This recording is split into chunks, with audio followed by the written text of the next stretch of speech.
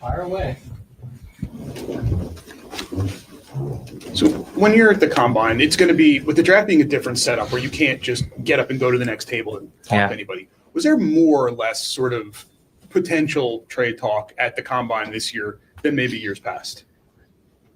I guess it could be different for everybody. There wasn't a lot of change at the combine. It's pretty much the same. What I remember the last couple of years is really it starts to pick up, the week of the draft. So I expect Monday, Tuesday to start kicking in high gear as far as the trades, swaps, whatever for the draft. Because of what you have, do you think your phone maybe is going to ring a little bit more this year than previous? I would expect so, but I don't know. I can't control what the other guys, or if they like the slots that we have. We have a lot of them, so having so many picks, I would expect it. I'm also going to make a lot of calls too to try to gauge what the interest. But so far it's been pretty quiet on that front. It feels like everybody's trying to move up at the moment. And we've said from the beginning we'd like to try to move up if it was possible. But right now there's just not a lot of options there. Teams are all looking to move up, so we'll have to be patient, and maybe there's an opportunity that comes where we can create value going the other way also. To follow up on that a little bit, you guys have 7 picks obviously in the first 48 of this draft. It's a situation that some teams either like or sometimes don't like because it's hard to pick 7 guys that early in a draft. Do you guys see it more as like that is an opportunity for you guys, or more of the opportunity that you guys have ammo if you need to go up, or vice versa, like last year, trading away a pick to push those picks down the line a little bit? Well, I'll let Brent answer the part about having so many picks available, but for me, there's definitely a lot. It's a lot of ammo to try to do different things, and not necessarily, move up or down, but it could be acquiring for the future. So there's just a lot of possibilities. I don't know. I think we like especially the picks starting at the 31 to 48, like 5 times. Yeah, no, you got to plan it a little differently. Traditionally, if you just have one pick in the second round, you're getting, you're really focused in on just a small group of players that you think are going to be there. This year, our groups, because of what we've spent a lot of time on a lot of different ranges, and so there's certain layers like we have every year. We've gone a little deeper this year and spent a lot more time in certain areas, but and we'll gauge it for players still available that we have in a higher layer. We'll move up. If not, we think we can get value, move back a couple of spots, still get the same caliber player. We'll try to do that. So I think there's going to be some opportunities for movement. Having more picks is always beneficial, and just gives you a lot of freedom to do a lot of different things, whether it's trading outright for a player, trading up if a player's still on the board that you're really excited about, or again trading back and trading out. So anyway, it's a lot more fun being on this side of it at this time of year when you have these picks and this ability to do some things. Do you see a situation where you guys may select all 7? Absolutely. And especially this year, after spending a lot of time with their guys, there's a lot of players that our guys like in that window after 22 to 48. So there's actually a really good chance that we keep the picks and we really build around those guys. Danny, Brent just said about layers, tiers, and that's the way you guys and a lot of teams look at the draft. With the lottery, with you guys, I guess you could say falling to 6. Mm-hmm. Is that concerning to you at all in terms of what it might say about like the tiers? Like, are you guys falling out of a tier? Is that a word? Not anymore. Not after spending the time that we've done the last few weeks, and we're still every day watching more video on those guys. We feel more and more comfortable and confident that we're inside. There's obviously the number one guy that everybody sees, but after that, on the night that it happened, I was bummed, falling back 2 slots, but after the last couple weeks, I feel really good about it. Go ahead, Jordan. I was going to ask Brent, is there a position where in the first round you think it's a strength of this draft? I know a lot of people are saying there's a lot of centers up top, but what do you guys see? Yeah, obviously it's pretty well talked about it early in the draft, top 10, there's a number of centermen, which isn't always the case. There's a few defensemen, a couple high-end wingers. There's obviously, different options there. So, we obviously are well aware of our own needs. At the same time, there's some, players, especially at number 6, we're going to go with the best player on our board. Brent, when you look at 22 to 48, like what is the depth like in that range? We always hear about the top of the draft, but once you start to get into the second round, what are we looking at? Yeah, I think there's a number of different types of players. There's some, whether it's smaller skilled winger, there's still some centermen on the board that may be middle lineup type of guys, but still valuable players. And there's some big defensemen that are going to need maybe a little bit of time, but guys are excited about and have a lot of potential. There's a lot of different types of players there that our guys think, have a chance to be real good players down the road. Are they going to play next year? Realistically, no. But they're going to be valuable assets to add to an organization. Is there a goalie that when you kind of do your internal discussions that you would put a first round grade on? Potentially one this year, but there's a number of goalies that I've mentioned it before to a number of you guys. There's a number of goalies, even as the draft goes along, that our guys are high on and think there's a lot of potential there to maybe use that pick for a positional player rather than a goaltender in that spot. Just what we have, but we'll manage that as the draft goes along. You've seen the draft before. As soon as one goalie goes, usually it's a bang, bang, bang. They start to go. So we have a number of picks in that range. We'll see. Danny, obviously you picked a center with Jet last year. How do you just view the overall center depth in the organization right now, and how important is it for you to bolster the depth of that position specifically? Well, we know it's an area of need moving forward, but re-signing Cates also helps, solidifies that for the next 4 years for sure. Jet's on his way, and I mean, we signed Dorwart, we signed Gaucher. Those guys are, they probably still need a little bit more time, but they're on their way. A guy like Jack Berglund, we knew when we drafted him that was a long-term project, but a 6'4" centerman, he's still really in play for us down the road. Ronan had a great year. He was really good at the World Juniors. These guys are all moving in the right direction. Cole Knubel's another one. They're moving in the right direction, but you don't know how far they will take their game. But they're still in play. We still hope that they're able to take the next step and help us down the road. At the same time, having so many picks this year, it's an area that we would like to solidify a lot more. Calling around the league, finding centers, it's almost impossible. And forget, you're not going to find a first line or second line center. A lot of teams will be willing to entertain a fourth line center, moving a fourth line guy, but they'll want a second line winger in return. So they're hard to find.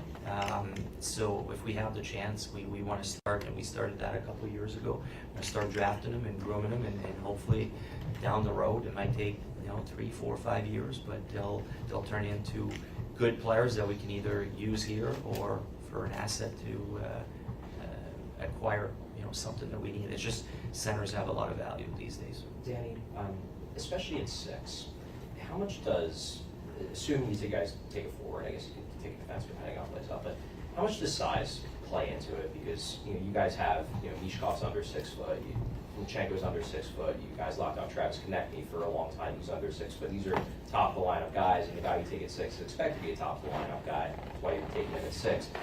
Is that a major contributing factor to your decision, or are you guys not really taking that too much into account? Well, it's something to consider, just like the skating, the hockey sense, the competitive edge. Like it's part of it. It probably doesn't play into it as much as how competitive he is in a hockey sense. I think those things are probably more important, even the skating. We're aware of it, but at the same time, we want to be careful. There's other areas we can protect those guys with, the Hathaways of this world that can come in and make sure the Deloria, the Sealer, like those guys. So I'm not, we're aware, but at the end of the day, it shouldn't sway us too much. Danny, you mentioned about shifting into a mindset of adding and not subtracting from your roster. So are you going to this draft thinking now's the time to maybe be a little more aggressive to add to your roster right now, or is it going to be kind of see how things play out?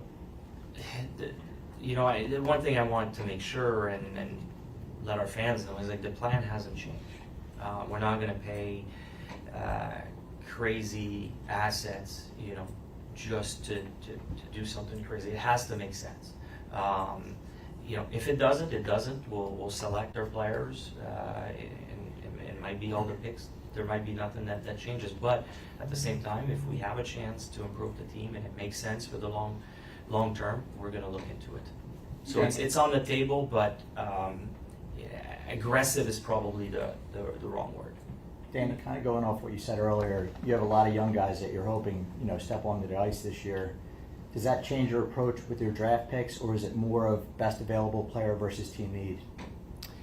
At the top of the draft will definitely be the best player available for us, and then as you go down the draft, you know, if we take, I don't know, for example, 3 centers and with our first 3 picks, after that we're probably going to ease up a little bit and try to get and start looking at positional needs or different position at that point. But at the top, especially at number 6, we're looking at the best player available.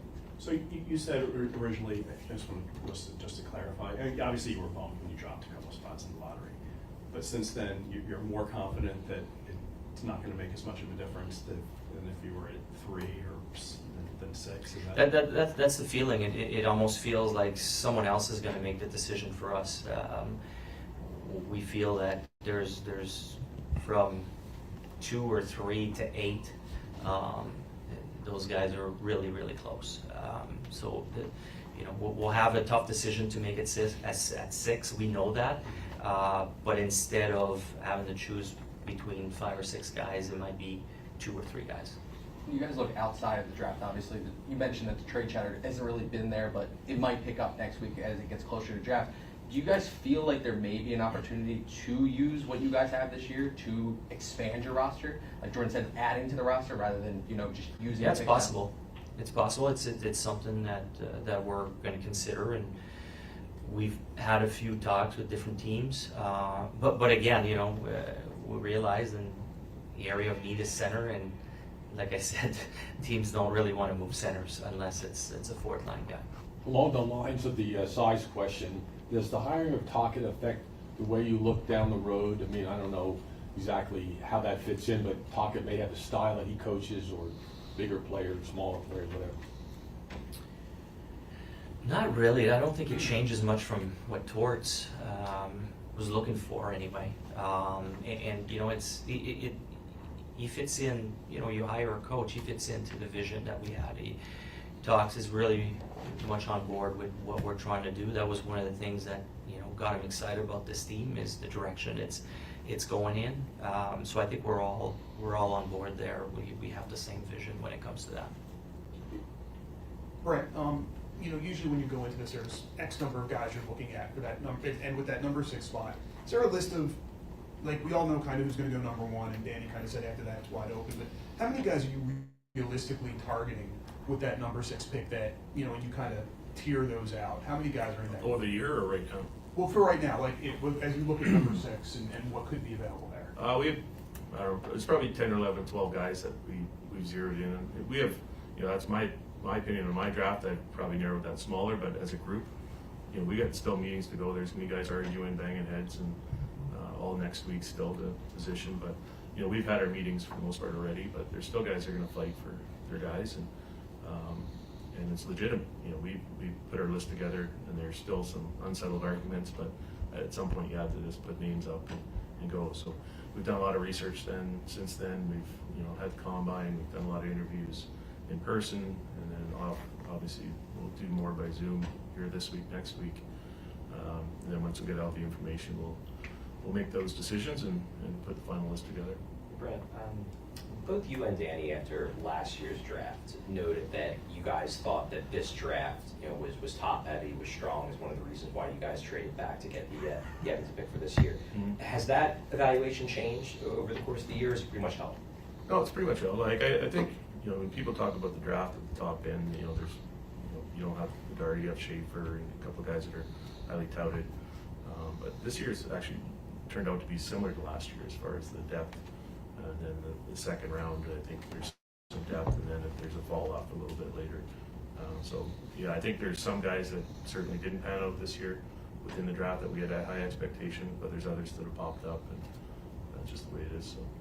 So. And this is obviously the first year of the new draft style. Everybody's decentralized.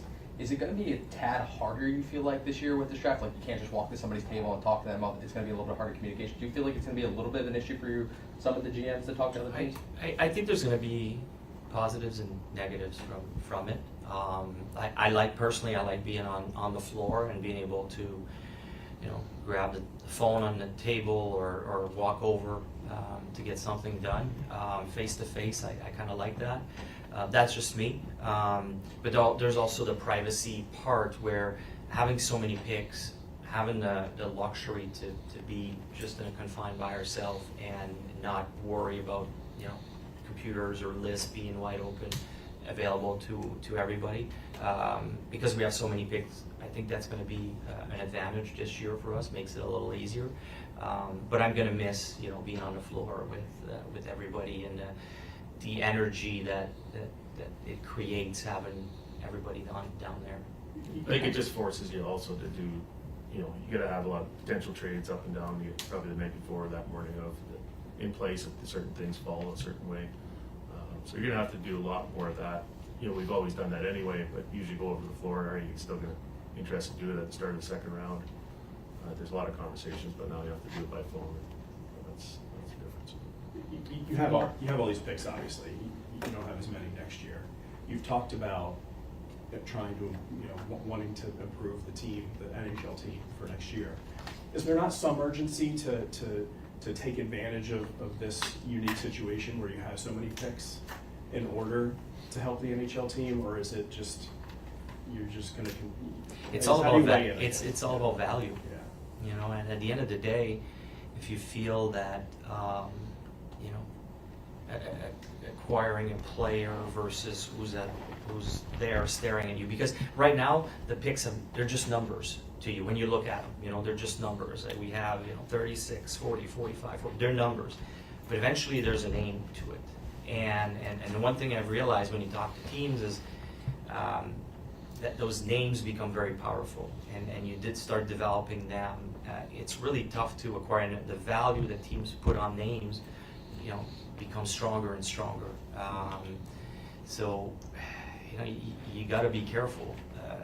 Yes, it might be enticing to get a player that might help you for a year or two, but if you think down the road, that player who's just a number right now might become way more valuable in 3, 4, 5 years, and that's what we were constantly trying to evaluate. Yeah, I also think too, there's you know what we're trying to do here. Right. There's an age grouping. I think we're not going to be throwing away picks for rental older players.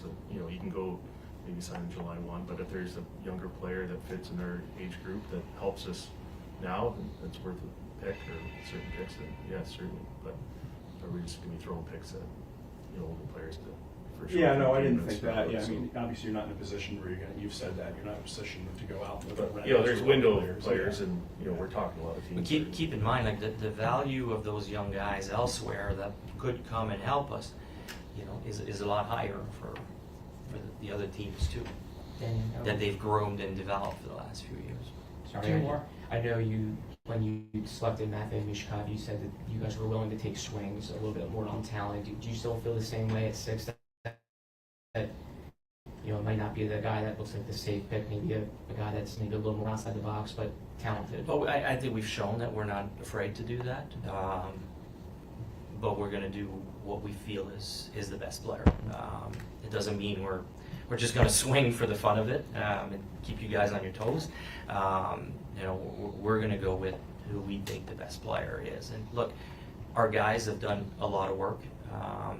I rely on our guys that go out in the field and have done hundreds of reports and seen those guys 100 times live.